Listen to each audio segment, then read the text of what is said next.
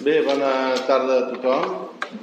La veritat és que a la secció literària de l'Agrícola estem molt contents de l'interès que teniu pel tema del còmic històric, que avui ara farem aquí. Penso en tres bones personalitats. Encara que l'Antoni Moner Jordà diuen que és més de ciència-ficció, no? Sí. Descriuen així, t'etiqueten de ciència-ficció, queda bé amb el tema del còmic històric, perquè si de cas serà la història que encara no existeix, no? O que podria haver existit. No se sap mai, el que escrius tu no se sap mai per quan cau. Bé, sabeu que dediquem ara 3 dimecres, a la secció literària de l'Agrícola, 3 dimecres a Mir Geribert, però des de 3 formats diferents. Un a través del còmic històric, amb l'Oriol... Ara no em sortirà, l'Oriol Garcia Quera, que és un dels cracs, un dels millors, no sé com en dieu vosaltres, dibuixants de còmic històric, que es documenta i que no fa anar la imaginació, sinó que se centra al ser el més curós possible. Tenim també el Rafael Català, que és de... I aquí avui sembla el dia dels editors.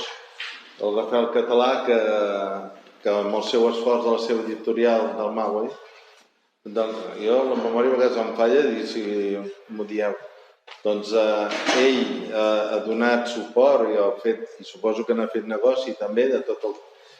Bueno, i si no és no renunciem que no puguem fer. Exacte, si no és l'aportació cultural del Rafael Català del Mau a través d'aquests còmics històrics, i que jo diria petits llibres d'història, no còmics històrics. I després també IE3 faran un col·loqui. Tenim també el dimecres farà, el que ve, es farà el retaule de Mir Geribert, del Bienve i del Pep Tor, tenim per allà darrere dret, vigilant-nos a tots. I el Pep Tor, que hi haurà també una petita representació, lectura del retaule. Després hi haurà l'altre dimecres, el 29, hi haurà també una taula sobre l'Ermessenda de Carcassona, que és la gran musa del te, que ha escrit 3 llibres, i també amb aquesta Ermessenda també anirem a parar cap a Mir Geribert i tot aquest entorn històric d'aquí. Així serien aquests 3 dimecres que dediquem aquest any a Mir Geribert. També us avanço que el col·lectiu Mir Geribert, en què en formem part gairebé tots molts dels que estem aquí, tots no, evidentment, molts dels que estem aquí, el col·lectiu Mir Geribert, doncs, muntarem el mes de... Bien bé, setembre, octubre. El 19 d'octubre. El 19 d'octubre muntarem també un dissabte sobre el col·lectiu, sobre la literatura, el col·lectiu Mir Geribert, que és d'escriptors i escriptores del Penedès, i versarà sobre la figura de Mir Geribert i sobre el que s'escriu al Penedès. I ho estem muntant, ho estem preparant, també hi pot haver un homenatge a Guimerà i també poden haver altres històries que encara està tot cuinant-se, no hi ha un programa fet. Bé, us llegeixo sobre Oriol Garcia Quera i llavors ells ja agafaran el que és un col·loqui i cadascú s'han repartit diferents aspectes. De fet, el currículum és molt llarg i jo he retallat perquè ho sento molt, però és que he d'anar a treballar, els que ja em coneixeu, porto el protocol de l'Ajuntament i avui és pregó de fires i me n'haig d'anar ara corrent cap allà. A veure, Oriol Garcia Quera ha popularitzat els episodis més rellevants de la història de Catalunya en format còmic. Això ho tenim ben present aquí i si voleu adquirir un còmic d'aquests, doncs amb molt de gust l'edició us el vendrà. Ha narrat tant els grans esdeveniments, des del naixement de Catalunya fins a l'11 de setembre, passant per la conquesta de Mallorca o el Corpus de Sang. La crema de les bruixes, que és un llibre que està aquí també, L'enfrontament entre carlins, que també l'he vist que està aquí, i altres que podeu veure aquí. Dedicats també als feudals, que també estan... Em sembla que en queda un ara ja només, perquè sí, oi? Els han anat comprant de seguida. Els feudals i cassetans, que aquests també n'hi ha, i bruixes, captaguabetos, aquests també hi són, aquests llibres estan aquí. Aquí hi ha una petita mostra de la gran producció i talent de l'Oriol. Pel que fa al dibuix, l'autor té cura del més mínim detall, reprodueix tot d'aspectes, tant dels edificis històrics com del vestuari, de manera que el lector pot contextualitzar l'època amb precisió. Aprendre història a través de l'obra d'Oriol García Quera és recomanable tant pels amants del còmic com per al personal docent, que disposarà d'una bona eina pedagògica que ajuda a situar els fets en el moment històric en què transcorren. És el que us he dit abans, es documenta i estan al màxim rigor possible els seus llibres. Us deixo amb ells tres i endavant. Moltes gràcies.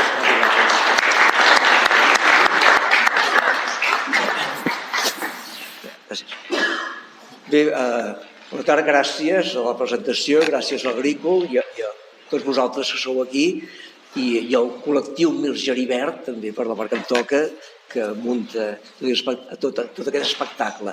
A mi m'han dit, estic aquí entre dos artistes, el dibuixant i l'editor, un Cristo entre dos lladres que col·loquen aquí al mig, i m'han dit que, per justificar que soc aquí, que contextualitzi una mica el còmic, que és el còmic català, perquè a vegades sembla que el còmic és una cosa que s'acaba d'inventar ara, i no, el còmic, de fet, la paraula còmic l'hem utilitzada, la gent d'abans de la guerra deia patufets, la gent després de la guerra deia tebeus, ara diem còmic, és una paraula que no ha costat gens adaptar-nos a la terminologia internacional perquè des de l'any 1500 tenim registrada la paraula còmic, a partir del llatí, que la va copiar del grec, referit a la comèdia.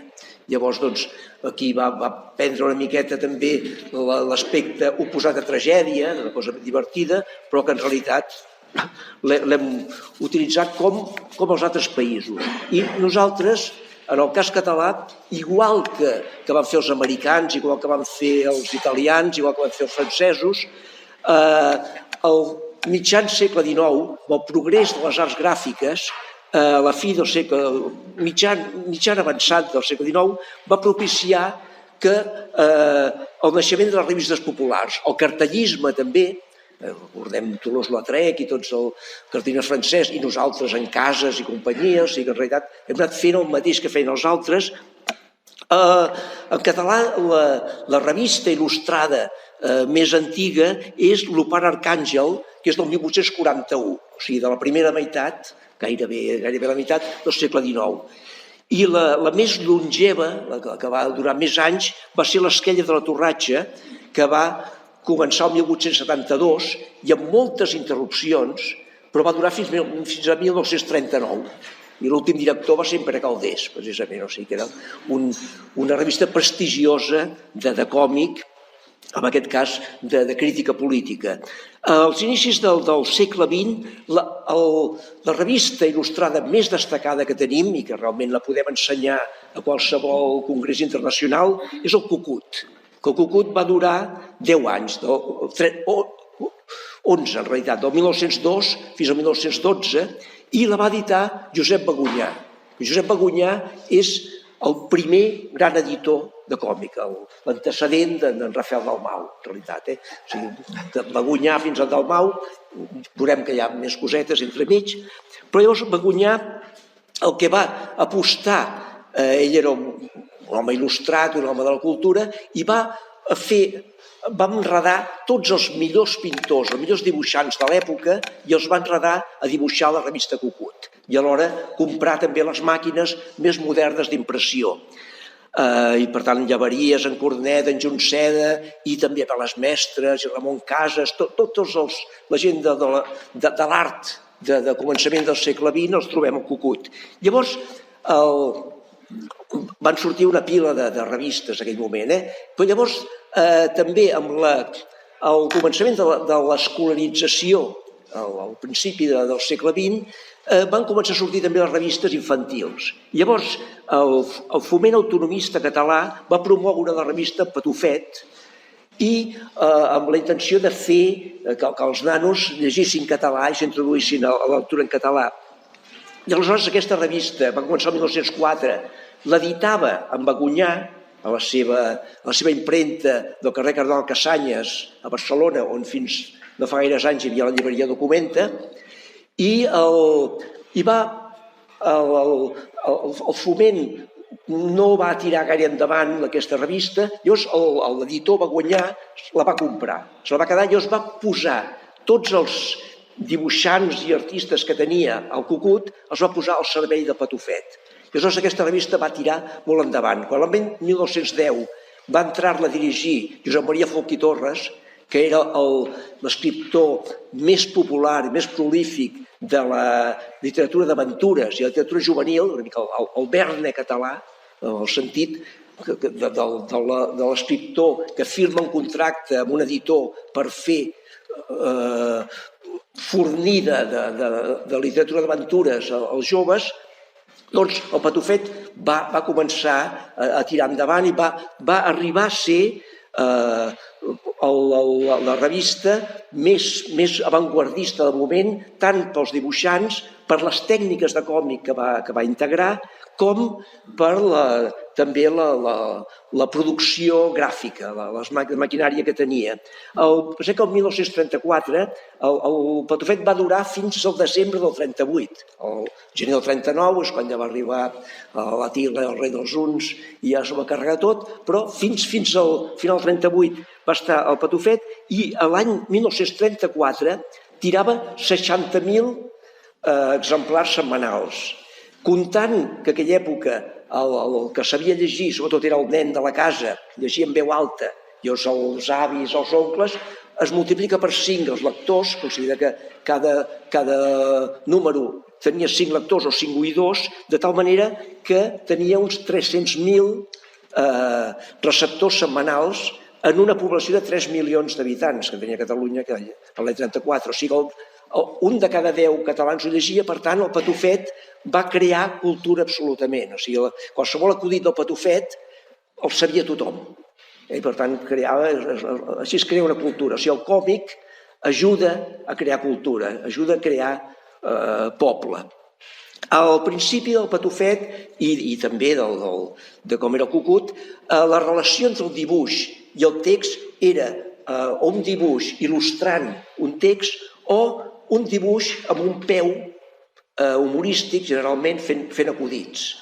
Això fins i tot està molt documentat, que molts d'aquests acudits en realitat era el dibuixant presentava un dibuix i algú se li acudia buscar alguna cosa humorística que lligués. Però de mica en mica, dins d'arribar a aquest procés des del 1904 fins al 1938, es van incorporant el que feien els americans, que era començar a explicar historietes a partir de vinyetes aïllades.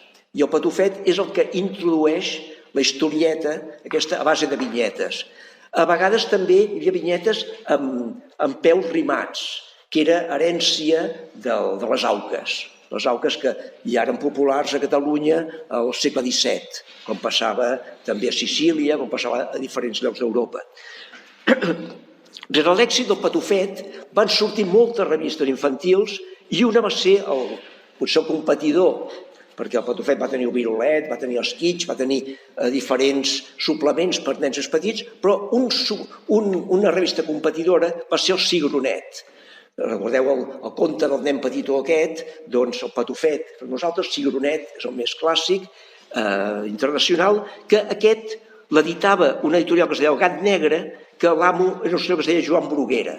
I Joan Bruguera va ser el competidor d'en Bagunyà, i així com Bagunyà és el gran editor d'abans de la guerra, en Bruguera es morirà l'any 40, però els seus descendents seran els grans editors de còmic després de la guerra. Va haver moltes revistes infantils i llavors també va haver moltes revistes per adults. Per exemple, el Pepito, que va durar del 1908 fins a 1937, i que a partir del 1911, quan se me'n feia càrrec en Francesc Pujols, va ser el que en deien psicalíptic, que psicalíptic era eròtic en aquell moment. Llavors va ser la gran revista d'humor, sobretot psicalíptic, d'abans de la guerra. També el Valentí Castanya va fer Xut, del 1922 fins al 36, d'esport, sobretot de futbol. També el Bé Negre de sàtira política, del 31 al 36. O sigui que hi va haver un gran boom de revistes, o sigui que el còmic no ens ve d'ara, sinó que era el gènere més popular, perquè més, fins i tot per la gent que sabia llegir més poc, com que hi havia el dibuix, això reforçava molt. L'any 39 doncs, s'acaba la broma amb la victòria dels feixistes i els escriptors que eren alhora dibuixants, com en Pere Caldés, director del Bé Negre, el Tisner, en Francesc Trabal, se n'han d'anar a l'exili, s'acaben totes les revistes, el franquisme prohibeix l'expressió escrita catalana i quan més endavant, als anys 50 ja, permeti llibres i així, les publicacions periòdiques és el que no permet.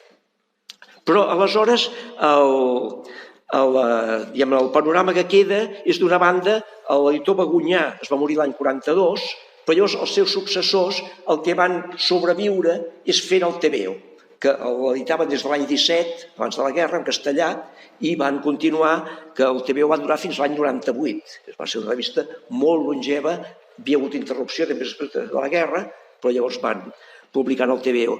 I mort també l'editor Bruguera, l'any 40, els fills, l'editorial Gat Negre la transforma en editorial Bruguera, que també l'emblema era un gat negre, i el famós cigronet es transforma en Pugarcito.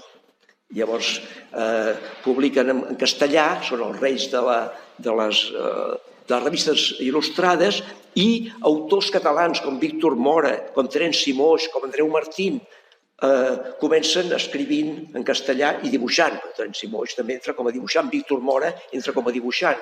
Després fan més aviat guions.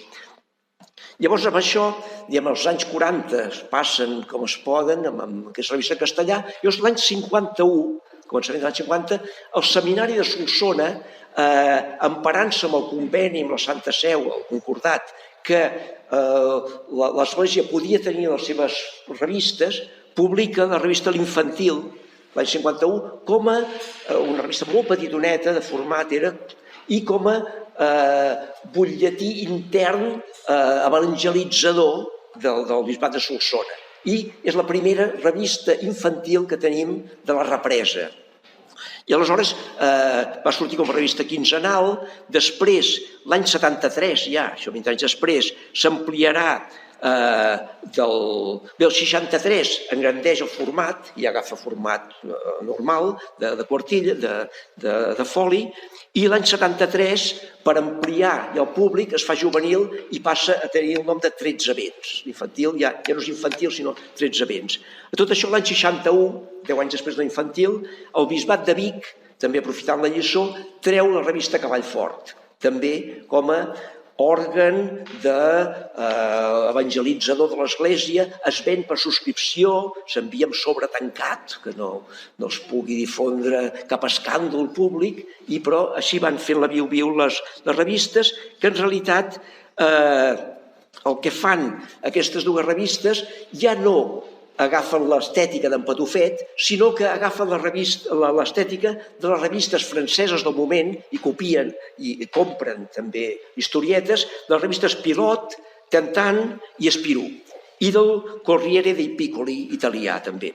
I aleshores amb això introdueixen entre nosaltres la línia clara franco-belga, la línia del Tintín, per entendre'ns, no? I aleshores també els anys aquests finals dels 50, començament dels 60, surten els primers àlbums de còmics catalans propiciats per aquestes revistes. El 13 vents propicia els àlbums de Miquel Àngel Sayrac i de Florenci Clavé, els còmics del Savi de Vallvidrera, i el Cavall Fort, la sèrie de Casa sota la sorra, d'en Carbó i en Madurell. Josep Maria Madurell és el dibuixant també molt Tintín, molt línia clara, molt Lerchier. A tot això, hi ha un fet molt determinant per al còmic mundial, que és l'any 64, a la Bienal de Venècia, es fa un gran extraordinari del pop art. És el moment de l'Andy Warhol i de l'art popular, d'entrar l'art popular a la línia culta. Umberto Eco és un dels patrons d'aquella Bienal i aleshores això representa la introducció del còmic adult. L'any 64, la Bienal de Venècia. També l'any 64, resulta de tot això, la revista, l'editorial Joventut, comença a publicar el Tintín en català. També va ser una gran entrada. Els catalans fem com fa el món de començar els adults a llegir àlbums de còmic. L'any 68, això estem als 60, el net de Begonyà va fer l'intent de recuperar el Patufet, però va durar només 5 anys perquè va començar recuperant originals que havien quedat al final del 38 i als nostàlgics va agradar tornar a trobar Junceda, tornar a trobar aquests dibuixants, però a les noves generacions ja no els agrada allò. Llavors, amb els 5 anys que el Patufet comença dibuixant en Junceda, que ja era mort, i acaben dibuixant l'Òscar i l'Ivà, que era el còmic més estripat del moment. O sigui que és una línia molt erràtica. El Patufet no troba el seu públic. Però aleshores l'any 68, el que sí que Edició 62 publica, fa l'aposta també dins aquesta onada que tenim del còmic adult, publica les tires de Charlie Brown. També va ser una fita que es publiqués les tires de Charlie Brown, que també va ser amb introducció d'Umberto Eco, que també és el patrocinador d'aquesta nova cultura. Llavors també l'any 68, en català, ja de producció pròpia, tenim Enric Sió, que és un gran dibuixant en aquell moment. Després ell s'anirà a viure a Milà i serà un gran dibuixant italià també, un dibuixant europeu, però a la revista Oriflama, amb guió d'Emili Teixidor, publica Lavínia 2016 o La guerra dels poetes, que és el primer còmic de crítica política.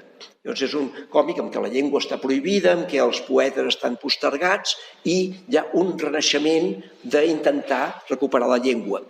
En Sió, el mateix any 68, publica una cosa extraordinària que és L'illa de l'Ango.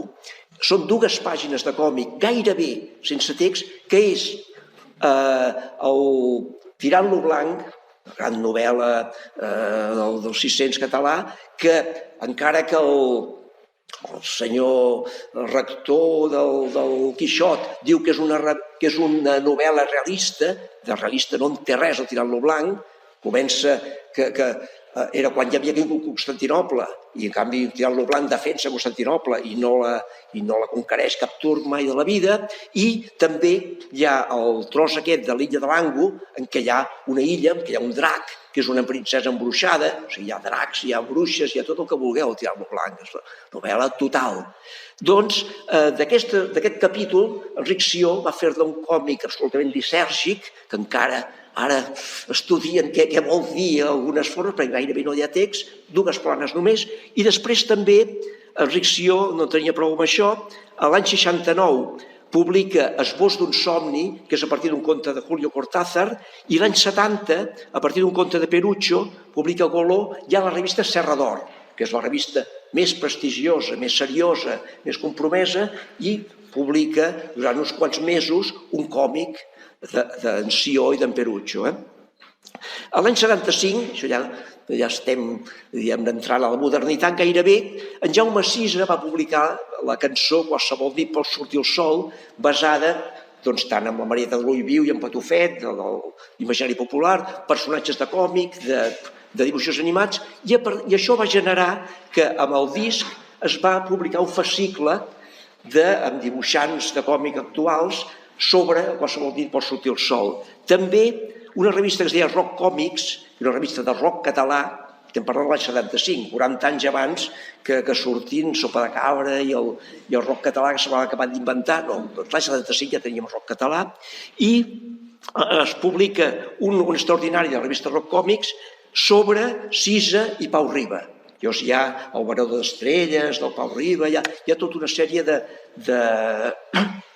de còmics basats en cançons, i també es va fer una altra revista que es deia Graficolorància, dedicat a en Pau Riba, unes cançons d'ell, i allà trobem dibuixants com en Paco Mir, el calvo dels tricicle, un senyor dibuixant de còmics, en Roger, el fill de l'escultor Subiracs, dibuixant de còmic, Max, que és el patriarca del dibuixant de còmics, Cifré, fill i nebot de dibuixants del Pugarcito o de la Bruguera, o sigui, tota una sèrie de dibuixants que seran els que marcaran la línia a partir d'aquí.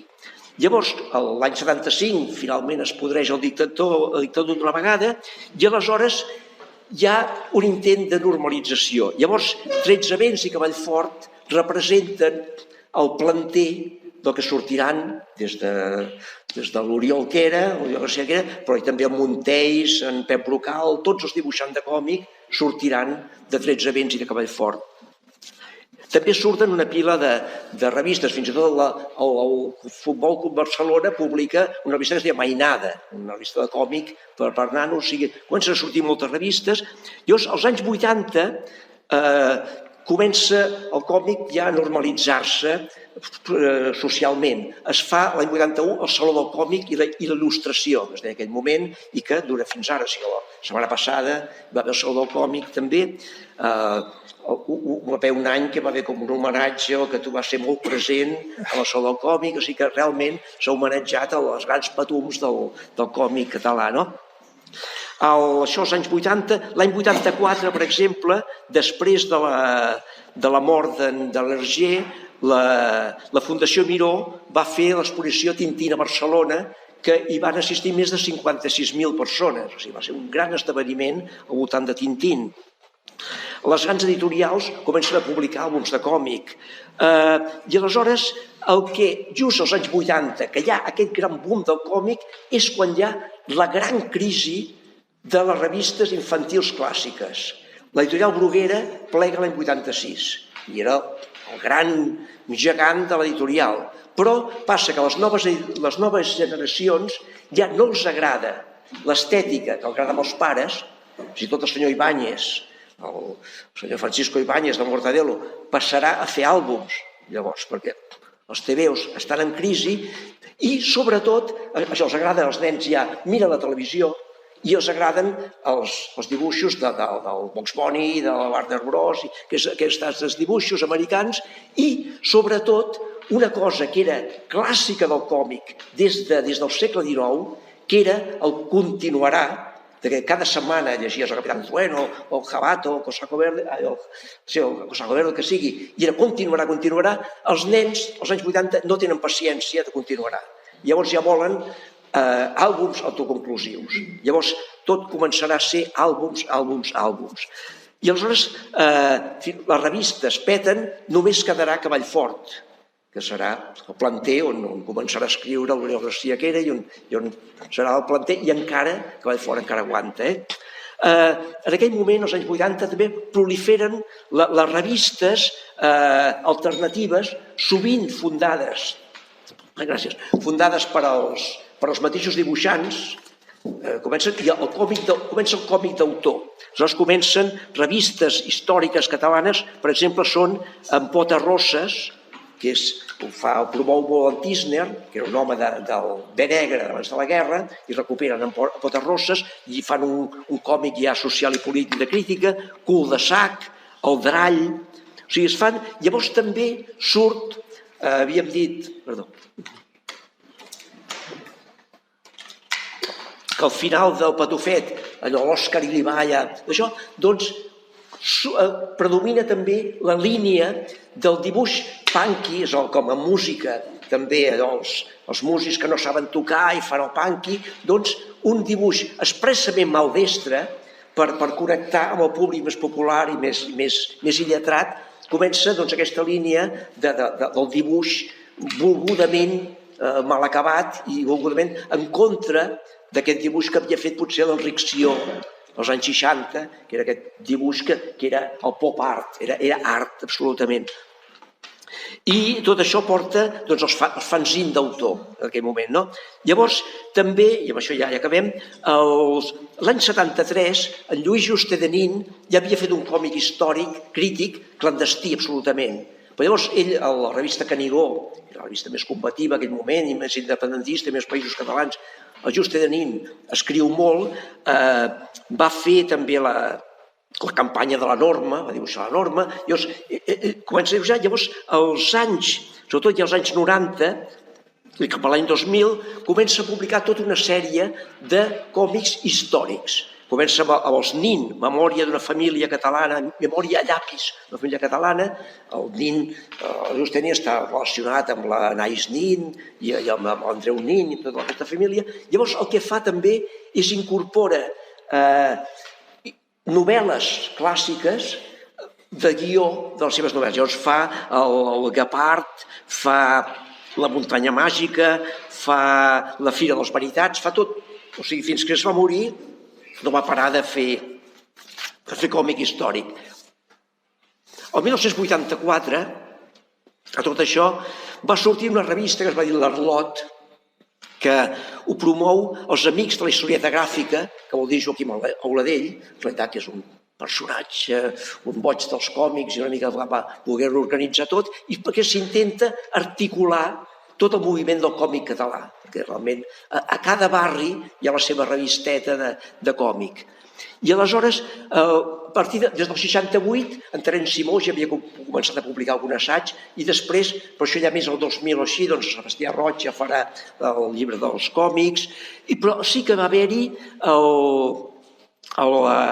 una cooperativa que es deia El Bestiari, que eren llibreries combatives i antifranquistes, que van intentar fer una distribuïdora també, i van publicar, l'única publicació que van fer és un repertori dels còmics catalans. O sigui que realment hi havia interès i tothom percebia el còmic com un mitjà de comunicació molt important.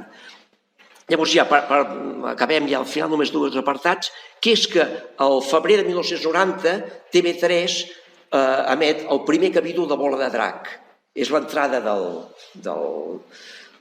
còmic japonès, del manga, i llavors això va ser una revolució absoluta. Molt aviat, el 92, ja va sortir la traducció del còmic i 6 mesos després ja surt el quinzenal aquell Bola de Drac Z. O sigui que realment el senyor Lara, el senyor més conservador i més reaccionari, més franquista, més que vulgueu, s'apunta als mangas. Ja es converteixen els infidels absolutament, que faltava convertir el llenguatge del còmic. Llavors el senyor més important de l'edició franquista es posa a fer còmic en català. Llavors també hi ha un fenomen que, com són les Tres Bessones o Otto Bruixot, que s'interrelaciona. Les Tres Bessones de la Roser Capdevila eren llibres il·lustrats i passa a fer-se dibuixos animats, passa a fer-se videojocs, es relaciona, passa a fer-se còmic.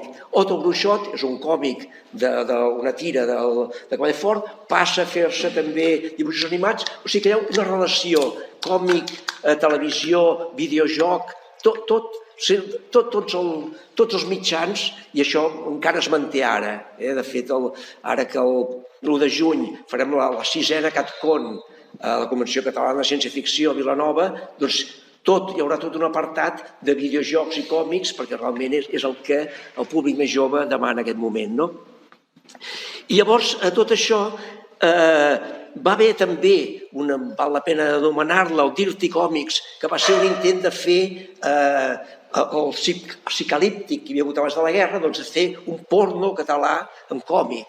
Però va durar molt poc el Dirty Comic, però llavors sí que hi ha als anys 90 un fenomen, llavors anirem a parar on anàvem, que és les obres d'aquest autor i d'aquest editor, que és que hi ha un moment, un revifament, però que això ja havies estat molt pioner tu, que és recuperar la novel·la d'aventures d'espases dels anys 60 i dels 50, quan llegíem el Capitán Trueno, que llegíem el Guerrero d'Antifaz.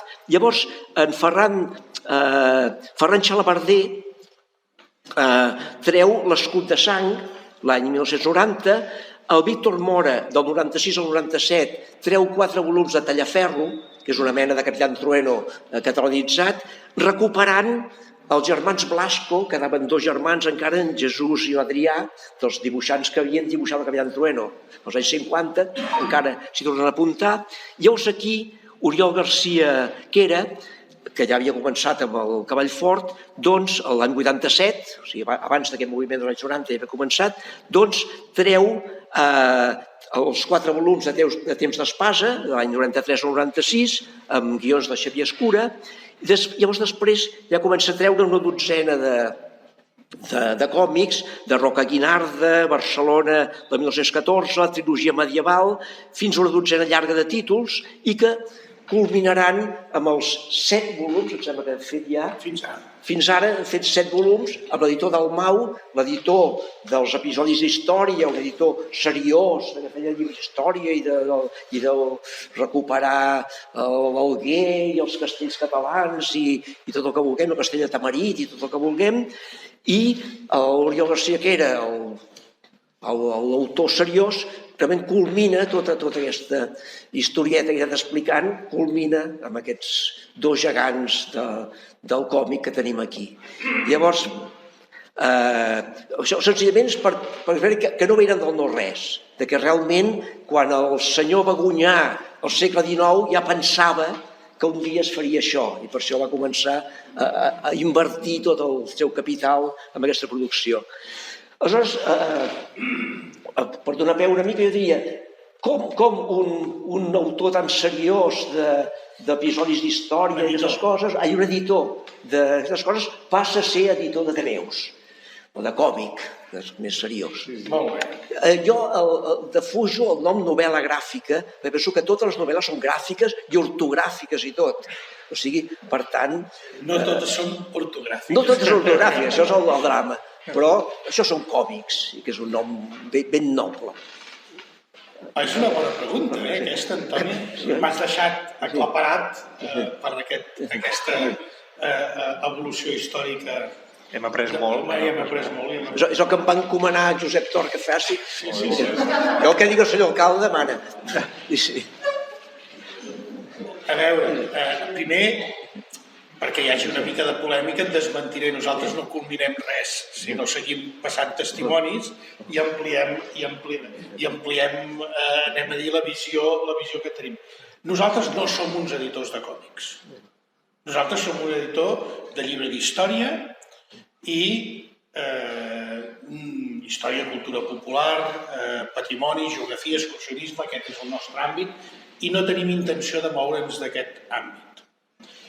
Però hi ha una qüestió que tu has començat a insinuar, que sí que és l'explicació, n'hi ha 2 més que ja les aportaré, que és, en concret, la figura del dibuixant de l'Oriol Garcia Quera. És a dir, nosaltres potser hem dit que no a 4 o 5 dibuixants diferents, no perquè fossin amics de la família de tota la vida, mon avi i son avi ja eren amics, perquè quan la llibreria Quera, al carrer Petritxol, estava posant els fonaments de la literatura excursionista, entre altres coses, també l'editor Dalmau, mon avi, treballava i ens coneixíem a la vora, per tant, ja ens coneixíem, ja ens sabíem, i això no és mala cosa si t'has de jugar als quartos saber amb qui te'ls jugues, oi? Per tant,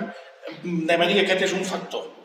Però el factor decisiu és que nosaltres ja érem compradors dels còmics familiarment de l'Oriol Garcia Quera, i la raó definitiva és que l'Oriol Garcia Quera dibuixa, amb rigor, com deies, però participa del mateix concepte que participa l'editorial, que és una combinació entre rigor i recerca per un cantó i l'altre amb difusió i crear públic per un altre.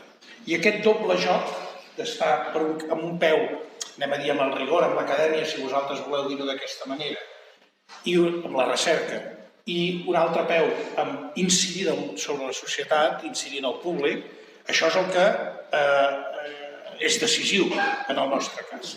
És a dir, si els còmics aquests no estiguessin basats en una recerca consciència, amb un rigor expositiu, probablement hauríem anat a fer un cafè i no els féssim.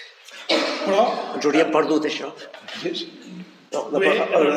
per tant, el concepte és que la seva proposta, i no només seva, sinó que ja en parlaré més, lligava amb el nostre objectiu. Amb un tercer afegit, que és evident que nosaltres hem de crear públic. Hem de crear públic. Jo estic fins i tot emocionat que l'Albert Gené li hagin donat el Premi Nobel de les Lletres Catalanes per la seva trajectòria, sobretot com a director de Cavallfort. Jo crec que és una cosa que tots els que hem mamat a Cavallfort d'alguna cosa ens sentim nosaltres mateixos premiats amb aquest premi que li han concedit a l'Albert Gené, però és que l'Albert Gené i tota la gent que ha participat en Cavallfort és el que ha creat lectors i lectors amb consciència a casa nostra. Per tant, això, si nosaltres volem seguir fent llibres d'història, el primer que hem de fer és crear el públic i, evidentment, el còmic avui en dia no és un llenguatge associat únicament al públic infantil i juvenil, però és cert que és l'orientació majoritària i, en tot cas, sí que és que el públic juvenil infantil que s'interessa per temes d'història ho comença a fer a través del llenguatge de còmic. Per tant, si nosaltres volem vendre episodis de la història dels castells catalans o la història militar de Catalunya o els seus equivalents d'aquí 20 anys, hem d'anar creant i cuidant aquest públic de totes les edats, però també centrat en aquest element. Per tant, aquestes 3 raons, un coneixement de l'Oriol en concret,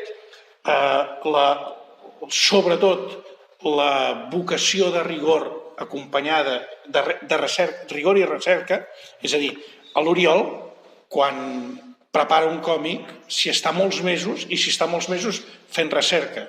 Cada barret, cada arma, cada vaixell està documentat i fa una investigació sobre aquell aspecte. I per tant ens genera públic. I amb això també vull esmentar una qüestió. Potser l'Oriol fa més anys, abans que no vingués a l'editorial del Mau, que ens vam posar d'acord aviat, va venir acompanyat de l'Anna Grau.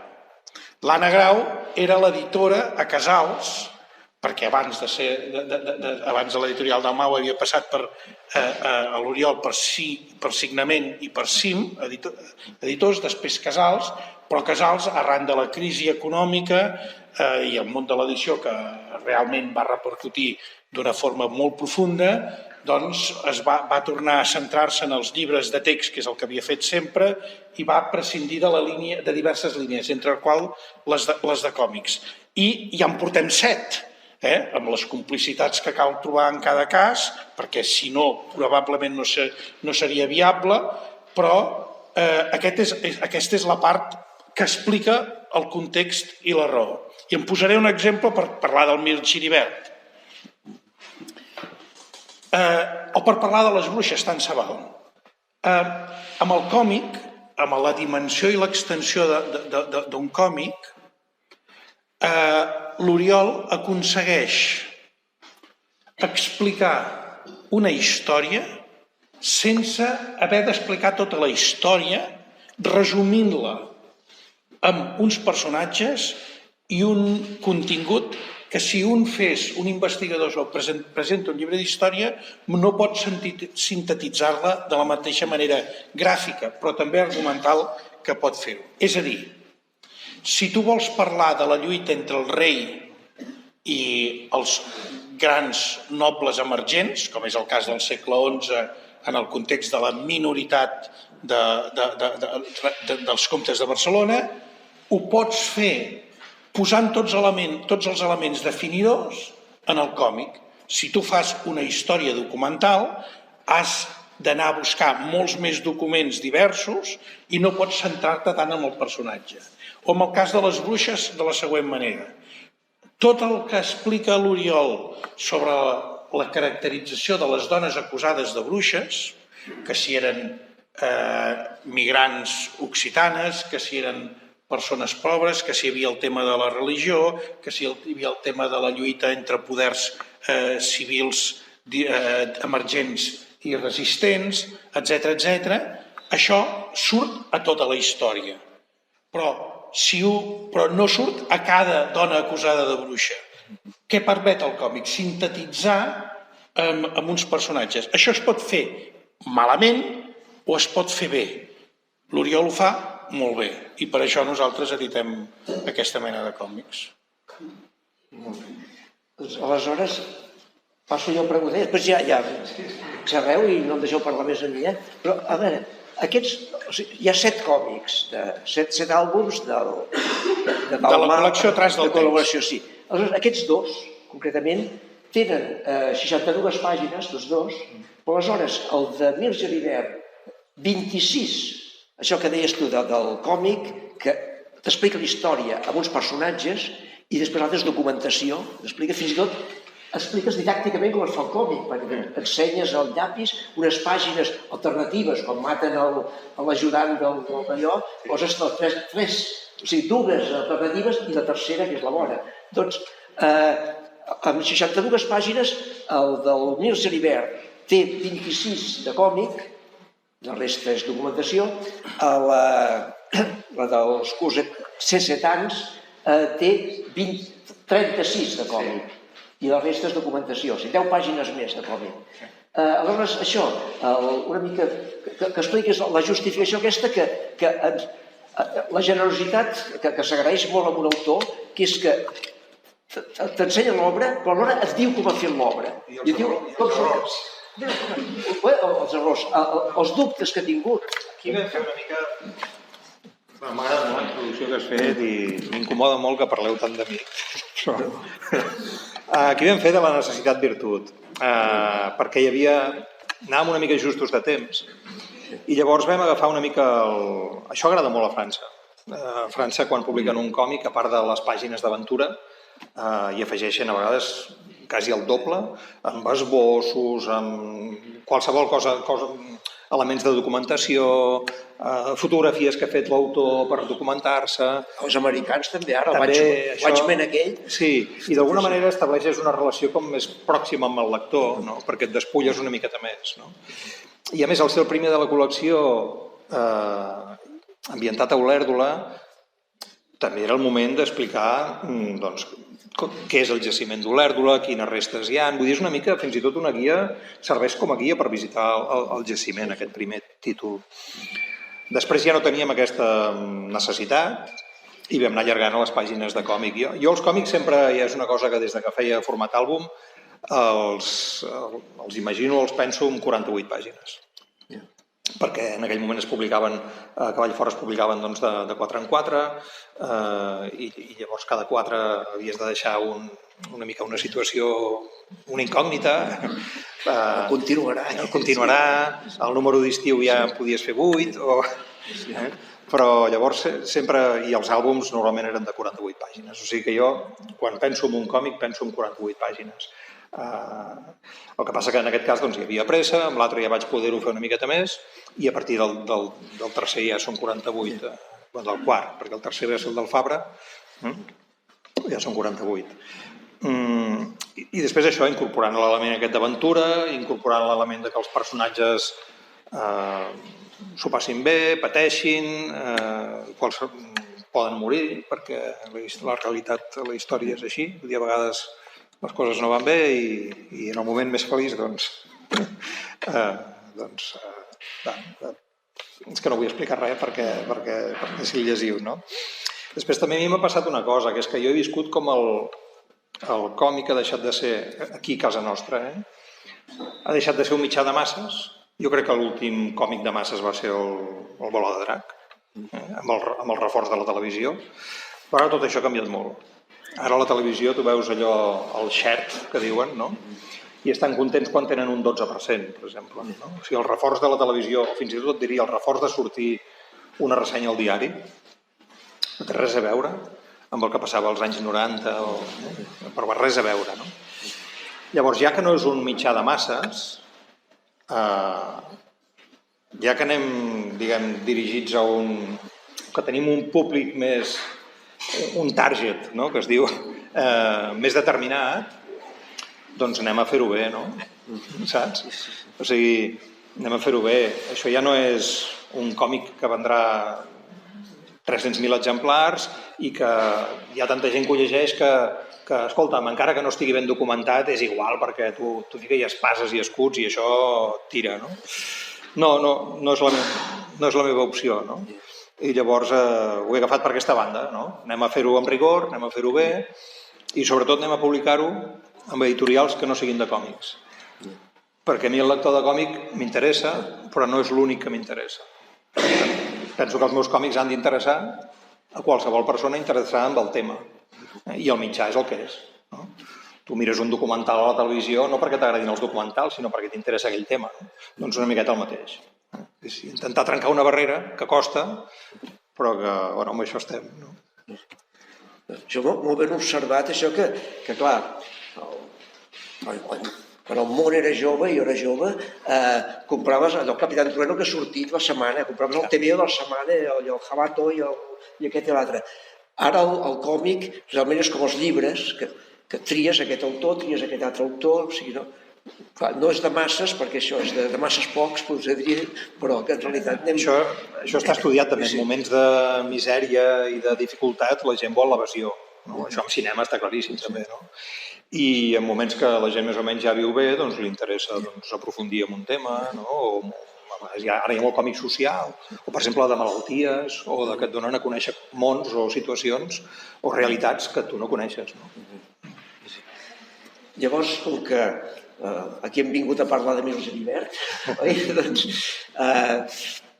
o l'editor o l'autor d'això, el Mir Geribert aquest, d'una banda, com ha sortit la imatge d'aquest Mir Geribert, que és una mica, aquests dos còmics és on, sobretot el de Mir Geribert és on surt que el Mir Geribert no en sabem res, sabem aquesta Marieta que va, la seva firma, que era fer una creu i 4 puntets i una rodona, que ha copiat de l'Abat Oliva, en realitat la firma de l'Abat Oliva una mica canviada, però no tenim cap escultura, cap pintura, no tenim res, aleshores...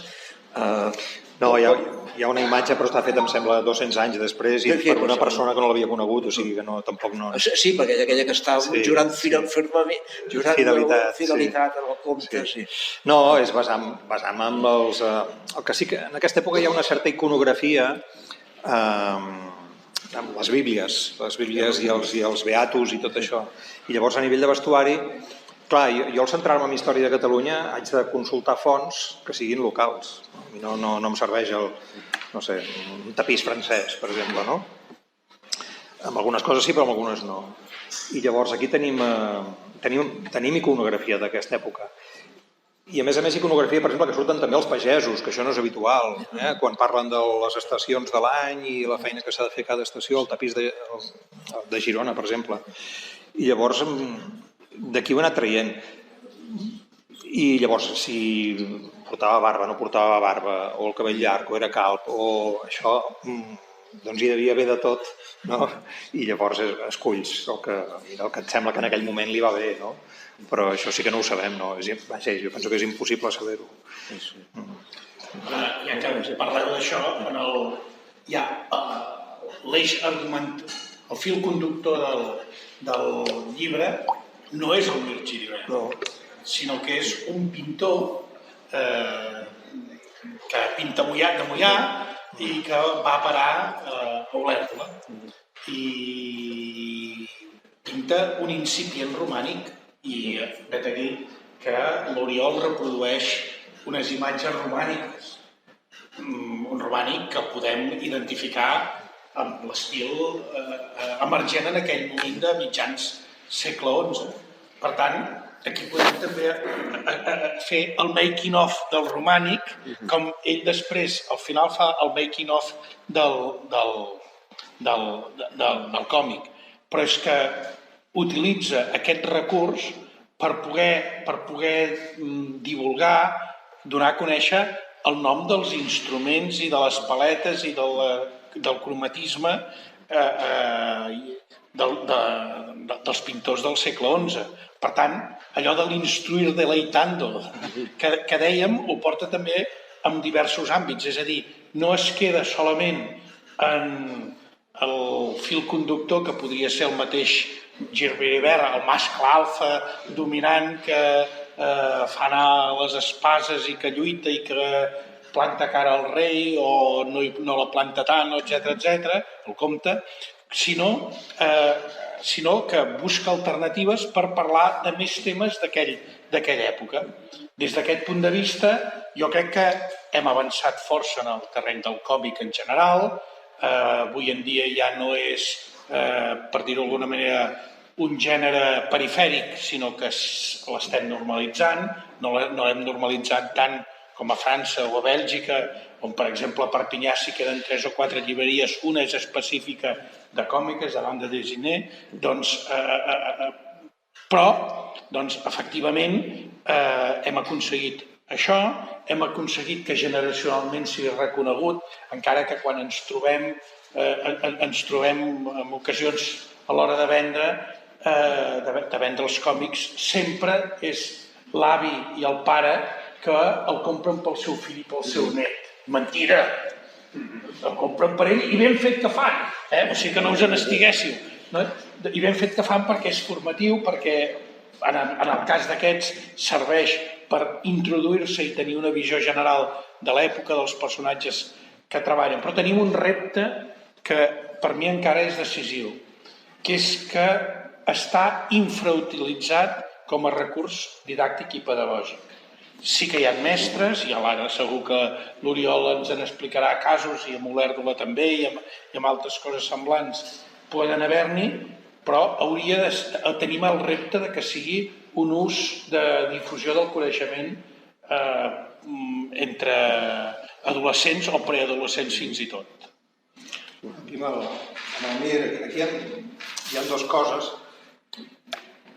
El recurs aquest d'agafar una persona exterior que arriba a un lloc i llavors et permet donar la visió del personatge però des d'un altre punt de vista de la mateixa època. I això és interessant, això s'ha utilitzat molt narrativament.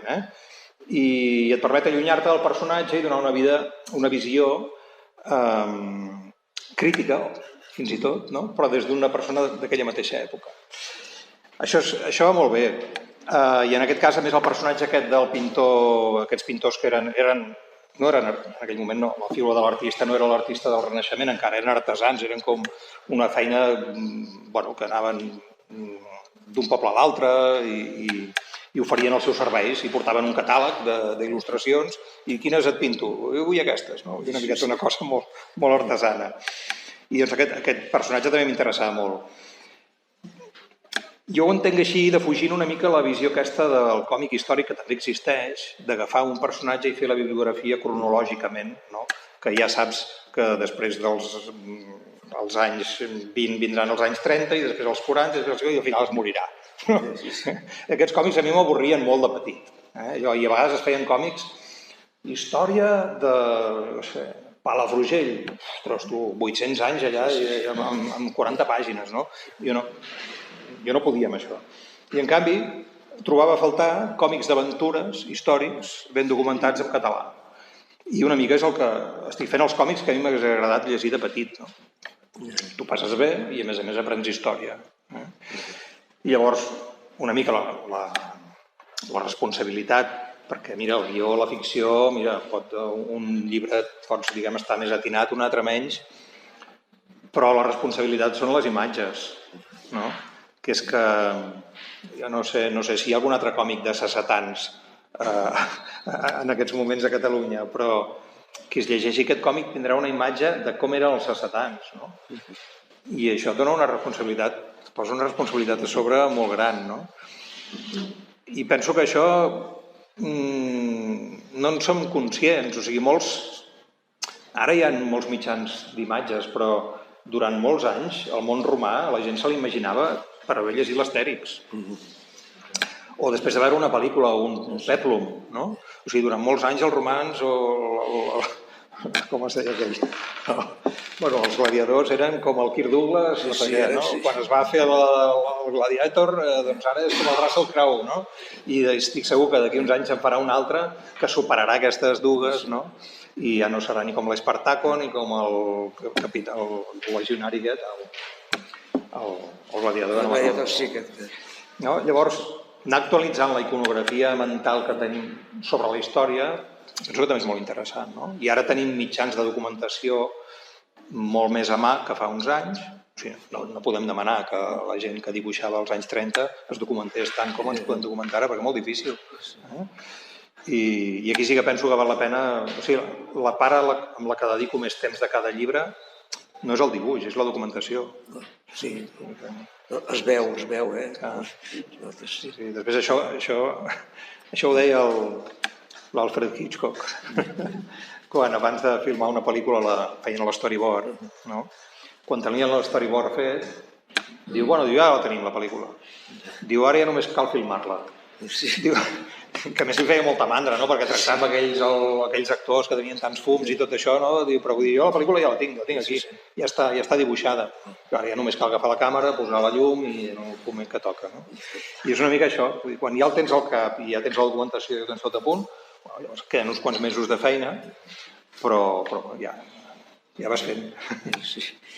Llavors, l'editor o l'autor, com que parlem del Mir Geribert, com va venir la història aquesta de farem un còmic sobre Mir Geribert, o dibuixaré, o editaré... No, això... Que va ser un alcalde que us va portar una bossa de monedes, sí. Més o menys, sí. Això a mi no m'havia passat mai. Jo havia treballat, per exemple, a més, clar, en aquell moment, quan començo a publicar Cavall Fort, no hi havia escoles de còmic, no hi havia escoles de... O sigui, jo anava a una acadèmia que em feien dibuixar estàtues. No? I ara canviem la llum i la setmana que ve li posem un drap a sobre. I, ostres, sí, no? I que no s'ensenyava. Llavors, nosaltres anàvem als editors a ensenyar les pàgines i que es les critiquessin, o sigui, no ens interessa dir, home, si ens les haguessin publicat ja hagués sigut massa, no? Però anàvem a que ens les critiquessin per seguir aprenent, no? I aquest paper el va fer l'Albert Jané, no? I llavors, vaig començar a Cavall Fort, després van venir Això, vaig entrar en una mena de... amb signament, vam fer com un equip per anar treballant i traient... Però a mi mai m'havia vingut ningú a dir-me, escolta'm, vull que em facis un còmic sobre això, no? I això em va passar amb el Mir Geribert. O sigui, van venir de l'Ajuntament d'Olèrdola, escolta, ens agradaria parlar amb tu. Mira, volem això. Volem un còmic dels que fas tu de Mir Geribert, no? I a partir d'aquí, va ser el començament d'una gran amistat, no? Perquè ja en portem 5, vull dir que... Però, i llavors, el que sí que és veritat, em van dir... De fet, no em van dir sobre Mir Geribert. Volem un còmic ambientat a Olèrdola i, de fet, em van donar llibertat per escollir el tema. Però, clar, la que em vaig posar a llegir una miqueta vaig pensar, home, aquí el crac és el Mir Geribert. Jo no sabia en aquell moment que hi hauria un número 2. Vaig pensar, si això queda amb un títol, ha de ser Mir Geribert, no? Que després amb els anys he pensat, ostres, si l'enganxés ara el Mir Geribert, no? Però que aquest és el motiu, no? I després sí que és veritat que cada vegada vaig haver d'anar decidint, ostres, què pot ser interessant ara, no? El tema dels sassetans, que això va ser una mica l'ull de l'huracà de la Segona Guerra Púnica, no? També té molt ganxo. El de les bruixes va ser totalment diferent, és un tema que jo tenia al cap des de feia molt temps, que tenia moltes ganes de fer-lo, i m'era igual ambientar-lo on fos, perquè com que va passar tot arreu això, i aquí van ser molt generosos també, quan els hi vaig dir la idea em van dir, ostres, quin tema més maco, no? Fem-ho, no? I vull que ha anat així, hem creat com aquesta dinàmica i hem anat fent, sí. Però ja et dic que per mi perquè era com inevitable, no? Parlar del Penedès històric i ha de ser Mir Geribert, no? I ara tenim un còmic, però no ho sé, que es poden fer moltes més coses, no? I a més si podíem afegir una altra cosa, que això que deies de la guia realment també reflecteix la teva formació i vocació excursionista, perquè no solament perquè hi apareixen escenaris doncs, molt evidents, sinó perquè et cuides, i algun en vam resseguir per anar a retratar plegats encara, oi? Et cuides de que surtin els diversos indrets que es poden visitar i que incites que es facin excursions, que es visiten els llocs i ampliar l'escenari, obrir el focus, obrir els 360 graus posats a dalt de l'escenari. A pensar, és al·lucinant, no? Que encara tinguem 10 o 12 llocs on puguem anar i tocar les mateixes pedres que va tocar Mir Geribert, no? O sigui, és que imagineu-vos, no sé, com eren els yanquis aquí de turisme, no? I veuen això. És que jo crec que no acaben de ser conscients, o nosaltres no acabem de ser conscients de què tenim aquí, no? Llavors, ho provoco, o sigui, hi ha escenes que és igual on situar-les. Doncs situem-les a Vila de Llops perquè, ostres, encara queda això, la torre aquesta, o encara queda aquesta església, o encara queda aquesta runa, no? Jo penso que això ens connecta amb el territori. I després penso que pel lector també li ha de crear una certa curiositat. Ostres, perquè a darrere surten les fotos dels llocs, de les escenes que han sortit, no? O sigui, surten les pedres pelades, i si mires el còmic, la ficció històrica, no? Que això també és un terme que volia defensar, és ficció, però és ficció històrica. Allà veus, doncs, en aquelles pedres com encastaven les bigues i feien amb pedra seca o com fos, doncs, on vivien, no? Això penso que ens connecta, no? O sigui, connecta el lector amb el territori, l'autor amb l'autor, o sigui, amb el lector, no? És interessant. Jo encara volia insistir, ara que deies ficció i no ficció, no deies ficció històrica, jo ara faré una reflexió des del punt de vista historiogràfic, fins i tot. Un historiador, quan es planteja una recerca, furga els documents que han quedat. Un arqueòleg busca les restes arqueològiques que han quedat, però no són tots els documents que hi havia, ni tota la vida del segle XI o del segle XVII eren documents. I en canvi l'historiador s'ha de basar en els elements documentals per fer-ne una interpretació i poder recompondre un mirall del qual tens unes quantes peces però no totes. Aleshores, si el que és important és que la mirada sigui rigorosa, perquè si la mirada és rigorosa sí que pot ser una interpretació o una reinterpretació el més acurada possible i per tant el més pròxim a la història.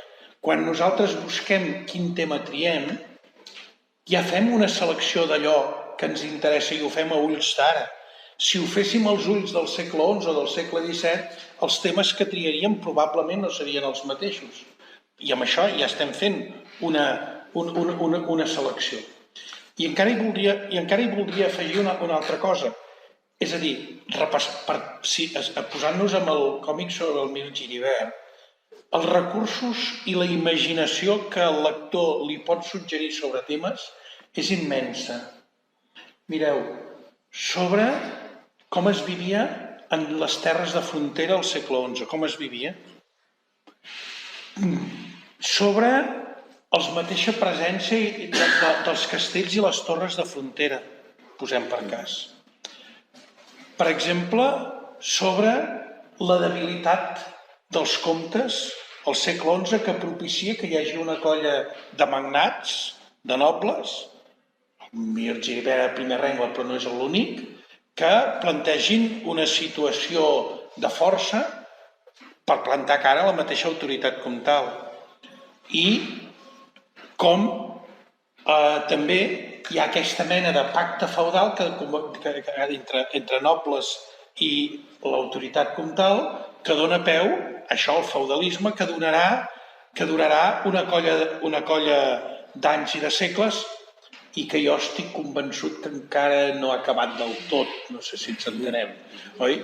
Aleshores, aquesta situació, llegint còmic, vas adonant-te de moltes qüestions transcendentals del patrimoni i de la història del país i moltes vegades d'Europa mateix i, per tant, és útil i és suggeridor. Fins i tot coses anecdòtiques, per exemple, les tombes aquestes antropomòrfiques, com es tapaven, que penses que usaven una llosa, no? Tu ensenyes que són... Sí, són diverses, sí. Clar, jo també, al anar-me especialitzant en el tema històric, jo de seguida vaig començar a col·laborar amb museus, amb assajos especialitzats, i llavors he tingut l'oportunitat, per un tema laboral, de conèixer molts arqueòlegs, historiadors, i tinc una agenda, diguem, de telèfons, de gent molt rara també, perquè hi ha gent que es fixa, no sé, un especialista en les rajoles dels oficis del segle XVII. Dius, ostres, hi ha un boig que estudia això, però és que a mi m'és molt útil aquest boig, no? I llavors et permet això, no? Fer aquestes reconstruccions de coses tan senzilles com un enterrament, no? Com tan habituals, no? Tan normals, no? I en aquest sentit tinc una amiga que és arqueòloga forense, especialitzada en ossos. És el CSI dels arqueòlegs. I llavors aquesta m'ajuda molt, sempre que tinc un dubte sobre, escolta'm, en aquesta època hi posaven làpida, hi posaven fusta i una creu, que hi poso, no? Deixa'm que t'ho miro, tal, no sé, vull dir que això és molt divertit. A veure, a mi aquesta feina també m'agrada perquè aprenc molt, no? Sempre que faig un còmic em converteixo durant uns mesos en un petit especialista sobre aquell tema, no? I tenim la sort que tenim a mà, per exemple, pel tema de les bruixes tenim 2 historiadors aquí a Catalunya en aquests moments que són reconeguts a nivell, diguem, mundial, especialistes en bruixeria, no? I que, a més, els tinc molt a mà, no? I normalment la gent, els arqueòlegs o els historiadors, els hi fa molta il·lusió que algú els hi faci cas. Però que, escolta, estic fent una cosa sobre aquest personatge que tu vas escriure un llibre. L'altre dia l'Albert Velasco, que havia escrit un llibre sobre el primer personatge que surt al Cartago Vetus, que és un religiós del segle XVII, del segle XVIII, que va passar per Olèrdola i va fer una teoria, no? Doncs hi ha un historiador que ha escrit un llibre sobre aquest home, no? I ara aquest personatge apareix en un còmic, no? Imagina l'historiador aquest, la il·lusió que li fa això, no? Sí. Clar, diu, ostres... No sé, va ser molt bonic el dia que va venir, que a més va tenir l'oportunitat de presentar el llibre a Barcelona i clarament estava emocionat. Sí. Bueno, és aquestes coses que... És crear xarxa, no?, que es diu ara, crear xarxa. Que potser haurem de tornar a crear més xarxa que mai, no? Aviat? Sí. Encara, si em permets, també hi ha un element que a destacar, que l'Oriol dibuixa, però gairebé sempre també fa els guions. No tots, perquè el número 3 va buscar col·laboració.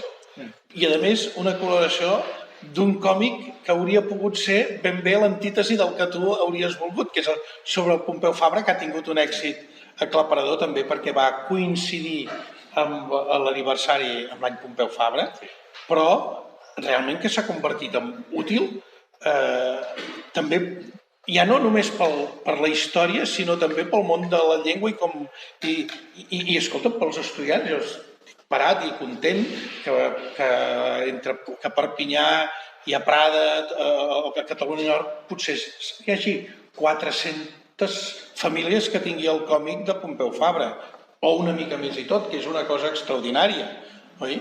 I aquell còmic no és teu l'argument, però normalment sí que ho és. Sí, a mi m'agrada, perquè també així controlo una mica també on poso l'ull, no?, dins del moment històric.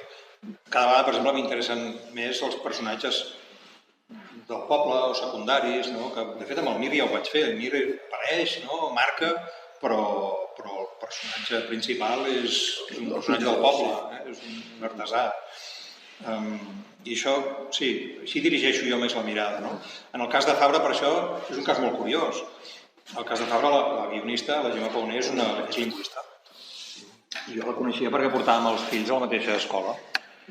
I al pati em va venir un dia, allò que estava esperant jo, el meu fill, i em veia i em diu, escolta'm, diu, tu que dibuixes, no? Els teus còmics, ostres, estan molt bé. Diu, és que d'aquí 3 anys, així, diu, és l'any Fabra.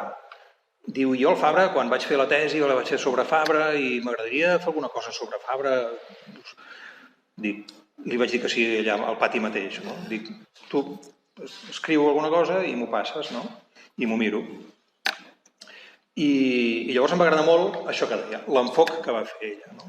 Ella no volia, o sigui, el Fabra que es coneix més, clar, per un tema cronològic, per un tema, diguem, vital, és el Fabra de l'exili. No? La majoria de fotos que hi ha és el Fabra de l'exili i, ostres, pobre Fabra, que va haver de creuar la frontera, que va morir pobre, que demanava sal als veïns, que no tenia un paraigües per quan plovia, que és un... Clar. Però llavors em va agradar que ella em va dir, jo no vull aquest Fabra, diu, perquè diu, Fabra és un guanyador. Diu, Fabra ho va aconseguir. Diu, Fabra tenia un objectiu a la vida i el va aconseguir. Després, diguem, ell, la persona, va tenir un final trist, no? Ostres, i això em va agradar molt, no? Li vaig dir, no, posa't a escriure, fem-ho, no? I llavors em va escriure uns primers guions, que era això que deia abans, jo, molt cronològic, no? Li vaig dir, ui, aquí hem de posar aventura, aquí hem de posar una mica d'això. I llavors va escollir, val, però no va caldre dir-li res més. Va escollir 3 moments de la vida de Fabra i va fer 3 petites històries molt personals, no tant del lingüista, que no pots evitar, però una mica també més de la persona. I jo penso que per conèixer qui era Fabra,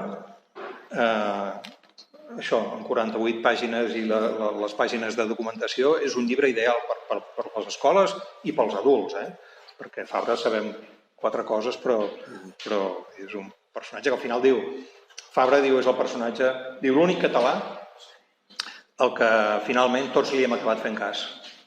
Sí. I és veritat. Sí. Ja, perquè si no et suspenen l'examen, si no... Sí, has de passar-hi. Sí. Bé, llavors, volia preguntar més. Sí. Llavors, per exemple, hi ha una cosa, per això que dius del tempo també, que vas posar i tot això, per exemple, amb el dels 17 anys, allò per qui li agrada els còmics de guerra i d'acció i això, per exemple, hi ha la batalla aquella, i però clar, una batalla a 2 planes i que no hi ha diàleg, són llavors una, tot el color és vermell, perquè vegis que hi ha molta sang, i l'altre sang és blau perquè és de nit, o sigui que realment allò... El color és narratiu, el color ens ajuda a situar-nos. Jo, com que el dibuix ja és realista i és en línia i és molt detallista, a mi el color senzillament m'acompanya. M'acompanya i m'ajuda a separar escenes, a il·luminar, a canviar de seqüència, però no... O sigui, m'agrada, de tant en tant, intento fer una aquarel·la. Jo treballo amb aquarel·la, doncs fer un aquarel·lat i que quedi bonic, però realment les escenes de nit, si us hi fixeu, hi ha molt poca gamma. Vull dir, és una gamma de nit i ja t'ambienta que és de nit, ja no necessites més, no? I les escenes de batalla no puc evitar la influència del cinema. Clar, jo m'ho imagino, vull dir, m'agrada que sigui... O sigui, en lloc de posar ai, ui, em moro, no. Silenci, imatges, allò va passant, ja veus que és un moment complicat, difícil, no? Però sí, jo intento reduir molt això, les onomatopeies, per exemple, les necessàries, les línies cinètiques, les necessàries. Els globus, si no poden ser, diguem, ovalats com els del Mortadelo, millor. O sigui, jugo amb el llenguatge de còmic, però el porto una mica també al meu terreny. I també està bé jugar amb aquestes coses, amb la forma de les vinyetes, que no siguin totes... Sí, trenques molt allò de les 4 tires... L'horitzontalitat a mi m'avorreix una miqueta, que potser, ara dic això, i potser hi ha un dia que dic, ostres, va, vaig a fer-ne un tots amb vinyeta quadrada, no? Perquè, Oriol, t'ho passaràs bé, va. Però de moment m'agrada això, jugar una mica, i també penso que pel lector, si no l'atabalo molt, si es llegeix bé, també és més variat, no? O sigui, ara giraré la pàgina i a veure com seran les vinyetes també, no? Vull dir, a veure què passarà, no? I anar variant també els punts de vista, des de dalt, des de baix, primers termes, no? Que quan veig un còmic que tots són, no sé, planos mitjos, 3 pàgines seguides planos mitjos, penso, no pensa en el lector, aquest autor, se li avorrirà a la gent, no? Sí, però en el cas del Mir, per exemple, quan el pintor se'n va, doncs que hi ha un quadret de com embolica els pinzells. Sí. O sigui, hi ha detallets d'aquests que realment s'agraeixen molt perquè... Sí, perquè clar, quan et documentes trobes moltes coses, moltes. No les pots posar totes, però sí que a vegades fins i tot alguna seqüència la llargues o per poder posar un element que has trobat o intentes o la situes en un lloc diferent per poder fer aquella reconstrucció. I això penso que llavors també al final es nota, no? I li dona aquest punt més de realisme. No? I amb les eines i els oficis, ara, per exemple, he estat uns anys que és un tema que m'interessa molt. Com això, ostres, com era el dia de cada... Vull dir, clar, aquests pintors a més depenien de la llum. Sí. O sigui que no podien treballar, vull dir, no, a la nit encenem espelmes i seguim treballant. No, les espelmes eren cares i els llums d'oli, no sé si us heu il·luminat mai amb un llum d'oli, si voleu fer la prova un dia, agafeu un cordillet, el poseu amb oli i enceneu el cordillet. Sí, n'heu de posar 25, per veure alguna cosa, perquè... i a més fan pudor, vull dir, és una cosa... Sí. Que el tema d'anar amb la llum també és una cosa que s'ha perdut, no?, amb l'electricitat, però encara fem el canvi d'hora, no? Vull dir, per un altre motiu, però... Sí. I l'editor, això de... Tu perquè et venen a dir volem un còmic de Mir Geribert. L'editor com se n'hi acudeix, llavors te'l publicaré jo, que no publico còmics. Per aquesta raó de formació d'una... Nosaltres oferim llibres d'història, per dir-ho d'alguna manera, des dels 0 als 99 anys, per dir-ho d'alguna manera, no? I eixamplem generacionalment el públic que susceptible on puguem arribar. No només és aquesta col·lecció, en tenim alguna altra amb la que també ho fem, però amb aquesta ho podem fer. És a dir, també és una vocació d'incidir que la història de Catalunya arribi al nombre màxim de gent possible, també per raons d'edat. Però, sobretot, pel tipus de llibre és, per nosaltres, com t'he dit, ja érem lectors nosaltres mateixos d'aquesta mena d'obres i la constatació de la utilitat per conèixer la història del país. Hi ha una cosa que, quan haguem de plegar, ho dieu, perquè ara he mirat el rellotge i portem ja aquí... anar finalitzant. No, és que ara em sortia al cap un comentari per lligar dues coses. Això de com buscar l'editor i tal. Jo me'n recordo quan jo vaig començar a tenir ganes de fer còmics d'aquests, clar, jo publicava Cavall Fort. I el primer còmic que vaig fer després d'aquests va ser l'Exèrcit Errant, que ja surten caps tallats, braços, batalla i tal. I me'n recordo que vaig parlar un dia amb l'Albert i mira, faré això, però ja sé que violència i, per exemple, a Cavall Fort no...